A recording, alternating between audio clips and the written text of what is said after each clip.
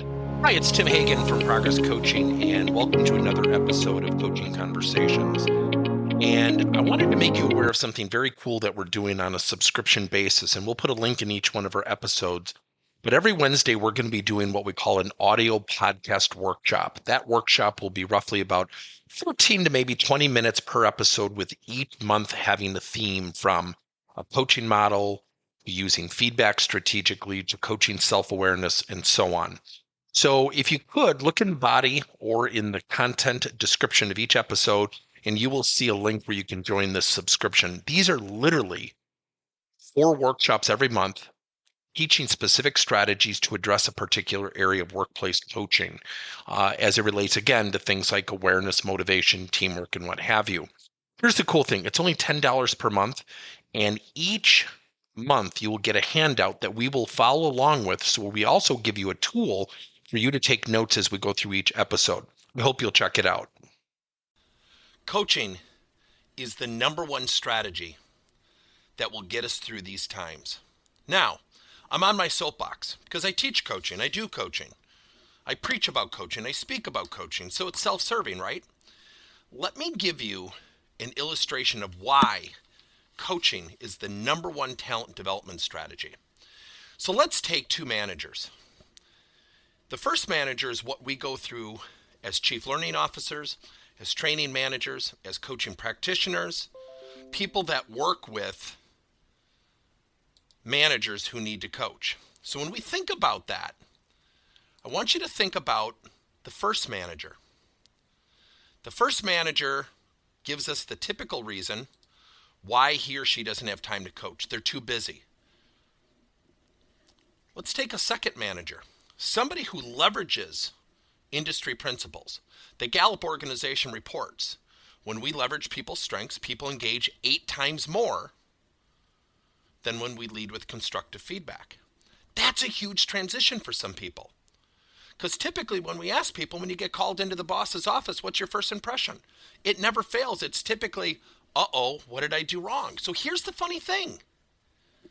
We have to teach people how to leverage strengths at its most fundamental level.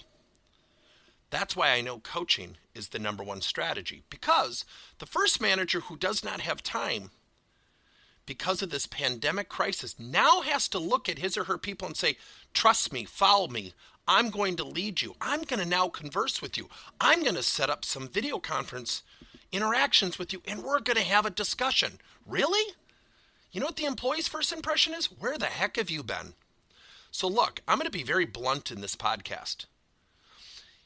Every single day, and I share it all the time at my public speaking engagements, managers are coaching employees. And often I get these inquisitive looks like, what's he talking about? You're coaching people to stay or you're coaching people to leave. And if you don't think silence isn't a message, you are greatly, greatly mistaken. Coaching is a conversation. Coaching conversations should be scheduled. They should be strength-based. The number one thing, according to the book, The Progress Principle by Teresa Amable, reports the most motivated state somebody is in is when they're progressing and improving in their job. It's not when they get money, recognition, or reward. So how often do you or your managers call people in just solely to recognize their progress? So let's talk about coaching conversations, but let's talk about a conversation at its most fundamental level. A conversation at its most fundamental level is when 2 people are talking and both are absolutely committed to listening. Now, simple, right?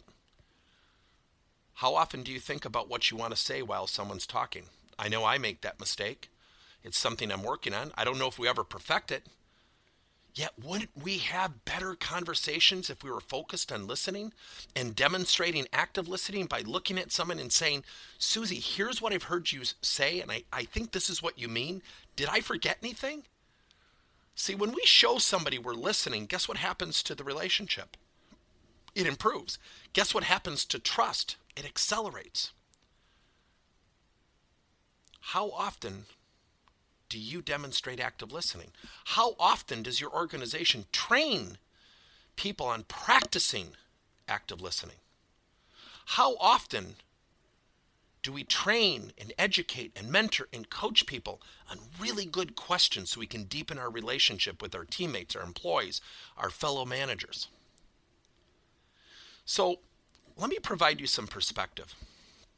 Let's go back to our simple scenario. The first manager right now has to lead his or her team during these times. How does that person really authentically know if his or her employees are really listening, are really following, or begrudgingly doing what they're told to do? There's a huge difference. See, here's the funny thing. In the last 48 hours, I've attended 2 events. One was an online event by a great company called Concero out of Bethesda, Maryland. And we met with chief learning officers, incredible people doing incredible work. And we all were on this call. We were chatting. And we all kind of had this consensus in one way or another. And I'll paraphrase what I think everybody felt. Finally, people are getting it's about the people. See, the pandemic crisis has forced conversations. It has forced us to engage. We've been preaching engagement and conversations and feedback and relationship building for decades. And sadly, the pandemic has finally drawn attention to what we've always known in our industry, but I think everybody's known deep down, yet work gets in the way. I don't have time to coach you. I'm really busy. Think of that message. You may not have that intent, but that's a perception we as leaders create. When you don't spend time with people, people are not at the water cooler, wherever that water cooler is, saying to themselves, I haven't talked to my boss in weeks, but I know he's proud of me. Now, I'm being a little sarcastic. I get that. So when we think about coaching, we have to think about the people. Finally, the people are at the forefront. It doesn't mean we had bad intentions. I don't want to mislead you or come off crass or negative. The other event outside of the Concero event is a bunch of Forbes coaching council members got together and we conducted some sessions and we shared and we were just talking about how much we enjoyed it because we don't get a lot of that because we're always giving, right? But we need to also receive because sometimes you learn from your peers. And we all had the same conversation that I had at the Concero event with chief learning officers. It's finally about the people. And we have to reinvent ourselves. We have to think of different ways to help people because there's a lot of fear out there. There's a lot of uncertainty. But you cannot mandate certainty. You cannot mandate get over your fear because you're going to lose your people. So ultimately, when you think about coaching, it's a conversation. And I'm going to teach you something called dovetailing. And it's one of the easiest things that you can do. So think about a sheet of paper and there's 3 columns. The first column are strengths. Write down every one of your employees' strengths or the people that you coach. Write down 2 or 3 strengths for each person. The middle column is the word and. That's it. It's just the word and. The third column, so and goes in the second column. The third column is the area of opportunity to coach to. So let's think about somebody by the name of Chris. And I sit down with Chris and I say, Chris, you've been with the company a long time.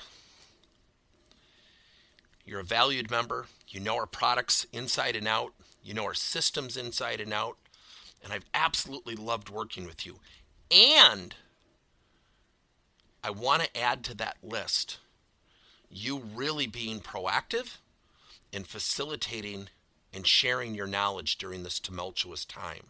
Hearing that, what do you think we need to do together to facilitate that? Now, let's say I'm coaching Chris because I want him to step forward. He's kind of a quiet guy. He's a humble guy. But now more than ever, I need his leadership. Now, the flip side of that coin, I could say, Chris, you got to be more of a leader. You're too pulled back. I'm leading with the negative. Is he going to feel good about doing it? That, my friends, is coaching at its most fundamental level. So the dovetailing is I don't say but. Chris, here are the 3 things I love about working with you, but you don't insert yourself enough. But's the great verbal eraser for everything before it. And I often make the joke, if you're going to bring your butts to work, leave them at home the next day. But does nothing. But is the eraser. The word and is inclusive. So Chris, here are the three things I love about working with you. And I think about combining more peer-based leadership, inserting yourself and really leveraging those strengths of expertise. Hearing that, what goes through your mind and what do you think we could do to facilitate that? It's very momentum building. It's very forward thinking. But rest assured, everybody, coaching is the number one strategy. I love training managers. I love trainers. But I think they will share the same thing with you. I wish our managers were more training reinforcement partners. I wish they would coach and become partners in our training endeavors. So things are changing. It's finally about the people. For whatever reason, whether right, wrong, indifferent, unfair, taken out of context, whatever we want to call it, it's finally about the people. So often work gets in the way. So I want to share with you a conversation I had with someone on the West Coast. And she reached out to me and had been following our blog and said, I would love to pick your brain. Would that be okay? And I said, oh, of course. And they were talking about their culture and how they are very set in their ways. They hate change, which is not unusual. And I said, you know, it's really funny. I said, could I share something with you? And she said, sure. I said, I'm about to do a blog, which is the one you're listening to right now. So I said, there's a before and after effect. And it's a very simple thing to describe. Ask your people, had you been coaching, had you been scheduling time, had you been taking the time, had you been investing in people's strengths, had you been acknowledging people's strengths, going into this crisis and coming out of it, would you be better off than where you're at right now? It's a rhetorical question because the answer is obviously yes. See, here's the funny thing about the people. Work often gets in the way of us engaging with people. Now, guess what? We're not even allowed to engage within physical proximity of one another. So guess what we got to do? We've got to now have conversations, by the way, that some of us weren't having. Now we've got to do it on this thing called video conferencing. I think about a company in my backyard that I absolutely love by the name of Titus Talent Strategies. If you're ever looking for a recruiting firm, not only are these people brilliant, dedicated, it is the greatest workplace culture. And I remember sitting down with two of its owners, Jonathan and Scott, and Scott specifically, I kept saying, how do you guys do this? He said, what are you talking about? I said, your culture is so energetic, it's so engaging, it's so transparent, it's so thoughtful in the way we engage with each other, including me as an outsider. Now, why do I share that with you? They're almost 100% remote and have been for 10 years. They operate with great efficiency. Their clients love them. So we've been partnering with them for years, and they're a client of ours. And I just am amazed at what they do. And I think about them, and I think about the question we all need to ask ourselves. See, often we tend to deal with things in its present moment. I got to get over this problem. I got to get through this situation. So how we behave, how we interact, how we communicate, how we converse, how we coach, how we ask questions, how we demonstrate active listening will dictate one of three things coming out of this crisis. You will either walk out and slowly get back to normal, whatever that might be, or you'll jog and you'll have a decent pace of getting there, or you'll sprint and get there quicker. So the question is yours. And I promise you, I can prove it. I'll go up against anybody. Coaching is the number one strategy. And the reason I brought up Titus is they coach and they converse every single day with their people. By the way, they're almost 100% remote. This is possible. The new normal might be video conferencing. Who knows? Yet, if you're not having these conversations, people do not arbitrarily improve. If you are not having these conversations, please don't tell me trust is arbitrarily going through the roof. If you are not having these conversations, don't tell me you think you have a great relationship, because how would you know if you're not conversing with the people you need to have the relationships with? The time is now. You're either going to walk, jog, or sprint out of this. And I promise you, the number one thing you can do is coach and have conversations with your people. Good luck. Thank you for listening to another episode of Coaching Conversations by Tim Hagen and Progress Coaching. Now, our company is always coming out with new and innovative solutions to help leaders coach their employees. And recently, we just created a new service called Coach to You, where leaders can pick and choose topics and assign 7 to 21-day programs for employees to learn and, more importantly, apply actions and then reflect and share what they're going to do going forward as a result of the learning. It's called Coach to You. We're literally bringing coaching to your employees.